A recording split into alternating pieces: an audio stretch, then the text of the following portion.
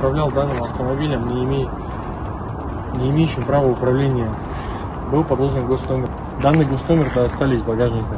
Что за госномер? Родной госномер вот это. На машине стоит подложенный госномер. Сумма штрафов ваша? Сумма штрафов 6 миллионов 300 тысяч тенге. На родном номере, на подложенном госномере, как оказалось, 400 тысяч тенге штраф.